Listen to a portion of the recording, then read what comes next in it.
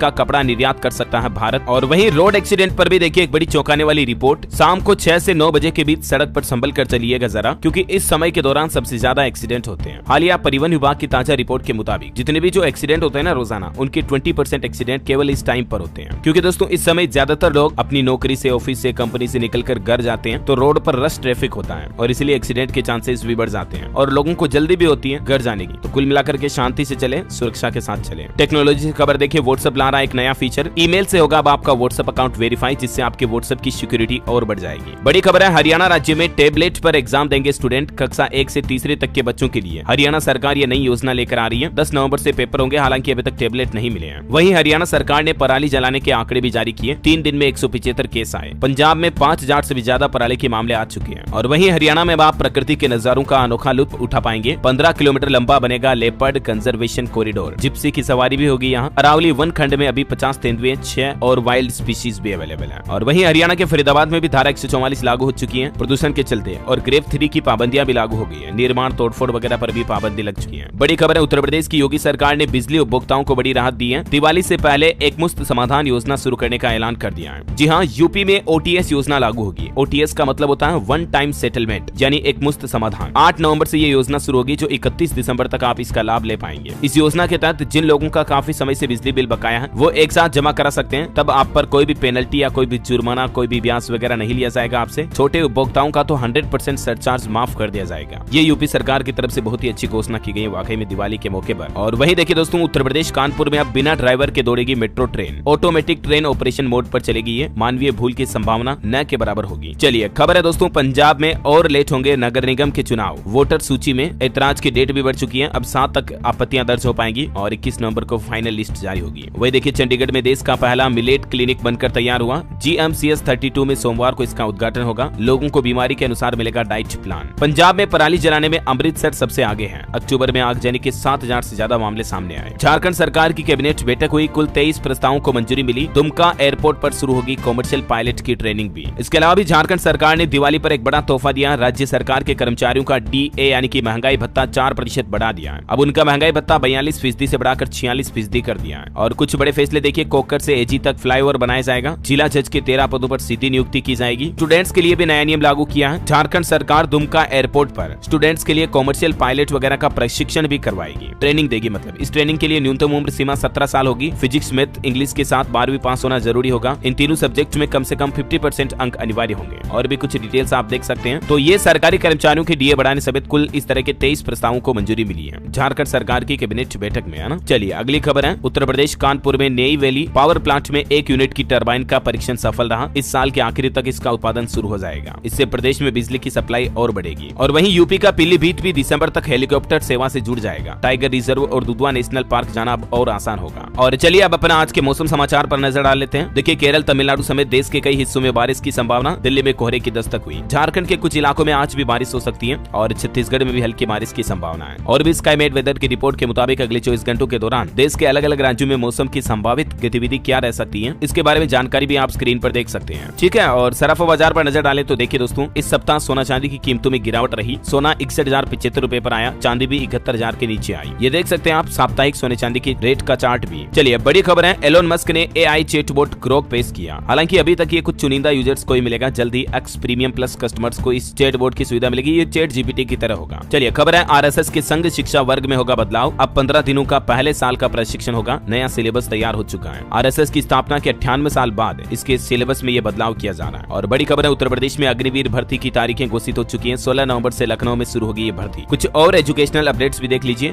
UPPSC का बड़ा फैसला, सीधी भर्ती में स्क्रीनिंग परीक्षा के जुड़ेंगे 75% मार्क्स। उत्तर प्रदेश लोक सेवा आयोग की तरफ से इंटरव्यू को लेकर भी ये नया नियम लागू कर दिया है। और KTET यानी कि केरला टेट एग्जाम को लेकर अपडेट है। केरल शिक्षक पात्रता परीक्षा के लिए 6 नवंबर से ही उम्मीदवार ऑफिशियल वेबसाइट के जरिए आवेदन कर पाएंगे। चाहिए। गुजरात बोर्ड की 10वीं परीक्षा के लिए पंजीकरण भी शुरू हो चुकी है और बिहार लोक सेवा आयोग के दूसरे चरण की बिहार शिक्षक भर्ती की घोषणा भी हो चुकी है। इसमें आवेदन अभ्यर्थी 5 नवंबर से कर पाएंगे, आज से ही। और इसमें कुछ बदलाव वगैरह भी किए गए हैं एग्जाम पैटर्न वगैरह में, मार्क्स वगैरह को लेकर, जिसकी डिटेल भी आप देख सकते हैं। चलिए एजुकेशन के बाद कुछ और न्यूज अपडेट देखिए आप। योगी सरकार का दावा, प्रदेश की 44,000 से ज्यादा सड़कों को गड्ढा मुक्त किया गया। नोएडा में कॉमर्शियल प्लॉट खरीदने का मौका है, प्राधिकरण ने लॉन्च की स्कीम। 23 नवंबर तक आप इसके लिए आवेदन कर सकते हैं। और खेल समाचार पर बड़ी खबर देखिए, भारतीय क्रिकेट टीम को लगा बड़ा झटका, चोटिल हार्दिक पांड्या टूर्नामेंट से हुए बाहर, इनके रिप्लेसमेंट का ऐलान भी हो चुका है। वर्ल्ड कप के बीच ये टीम इंडिया के लिए वाकई में बुरी खबर है। वहीं कल के वर्ल्ड कप मैच में इंग्लैंड वर्सेस ऑस्ट्रेलिया में ऑस्ट्रेलिया ने इंग्लैंड को 33 रनों से हरा दिया। पूर्व चैंपियन सेमीफाइनल की रेस से ये बाहर हुई। तो इंग्लैंड तो अब वर्ल्ड कप से आउट हो ही चुकी है। कुछ रन स्कोर वगैरह भी आप देख सकते हैं। और वहीं पाकिस्तान और न्यूजीलैंड के बीच जो क्रिकेट मैच हुआ उसमें बारिश की वजह से डीएलएस नियम लागू हो गया और इसके तहत पाकिस्तान ने 21 रन से न्यूजीलैंड को हरा दिया। ये डीएलएस अपने डीएलएस न्यूज वाला नहीं है नियम, ये क्रिकेट का अलग ही डीएलएस नियम होता है जिसका नाम होता है डकवर्थ लुईस मेथड। तो ऐसे में हो सकता है दोस्तों आपको भारत पाकिस्तान का सेमीफाइनल मुकाबला भी देखने को मिले। देखते हैं, ये तो वक्त ही बताएगा। और बाकी अभी दिल्ली में देखिए मास्क पहनकर खेलेंगी दोनों टीमें, हो सकता है क्योंकि प्रदूषण इतना ज्यादा फैल रहा है, तो इसके चलते दिल्ली में श्रीलंका ने ट्रेनिंग सेशन भी रद्द कर दिया। और वही खबर है दोस्तों की इसरो चीफ सोमनाथ ने अपनी ऑटोबायोग्राफी की पब्लिशिंग पर रोक लगा दी है। इसमें जिक्र है कि मेरा प्रमोशन पूर्व चीफ सिवन ने रोका, चंद्रयान 2 जल्दबाजी में फेल हुआ, कुछ इस तरह की इनकी बायोग्राफी में बातें थी। इसके चलते कंट्रोवर्सी ना हो तो फिलहाल इन्होंने रोक लगा दी है। और एस्ट्रोलॉजी पर कुछ अपडेट देखिए, 27 नवंबर तक रहेगा कार्तिक मास। कार्तिकेय स्वामी के नाम पर पड़ा है इन मास का नाम। वहीं आज का राशिफल देखें तो वृष राशि वालों को रुका हुआ पैसा मिल सकता है और कन्या राशि वालों को नया इनकम सोर्स शुरू होने के भी योग है। मिथुन राशि के लोगों को अपने काम पर ज्यादा ध्यान देना होगा। वृश्चिक राशि के लोगों को परिवार से लाभ मिलेगा, है ना। और दोस्तों आप मुझे कमेंट करके बताइए कि सूर्य के चारों तरफ चक्कर लगाने वाले खगोलीय पिंड को क्या कहा जाता है। 4 ऑप्शन देता हूँ। ऑप्शन 1 ग्रह, उपग्रह, पुच्छल तारा